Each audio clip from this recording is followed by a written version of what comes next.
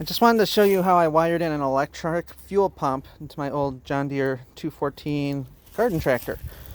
So I actually mounted the fuel pump down here on the front. I bolted it actually to one of the engine mounts, I think. I didn't want to pull the rear fender tub off and bury it in there because I wanted to get to it a little easier than that. So this is how I have it all set up.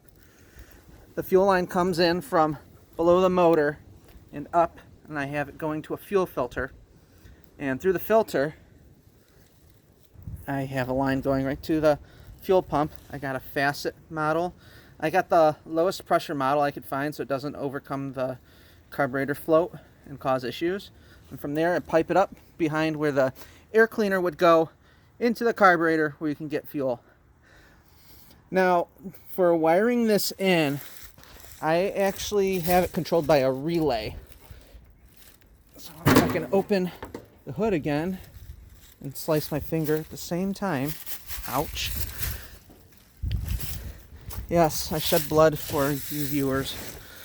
So, on my tractor, the light switch gets power when I turn the ignition switch to the on position. So when I just turn it on, the light switch, how do I say this? So the light switch gets power when I turn the ignition switch to the on position. So I ended up splicing off one of the wires coming off of that, so that when I turn it on, it will actually actuate a relay, which I have coming right off the battery. I don't have the fuel pump taking power right off the ignition switch because I don't want to take that much current. I don't want to run that much current through the ignition switch and burn the ignition switch out.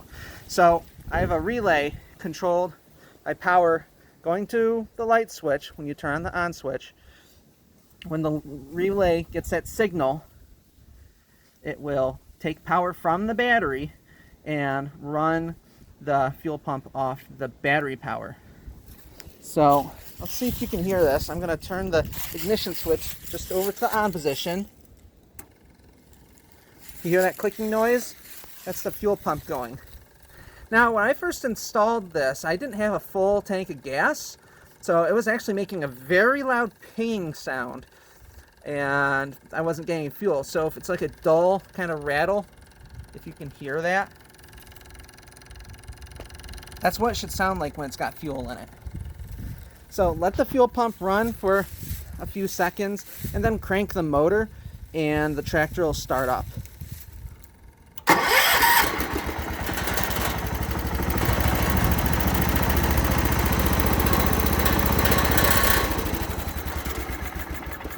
Now, to be fair, I already had this warmed up. I still need to give it some choke to get it going, but it runs very smooth. It runs very smoothly.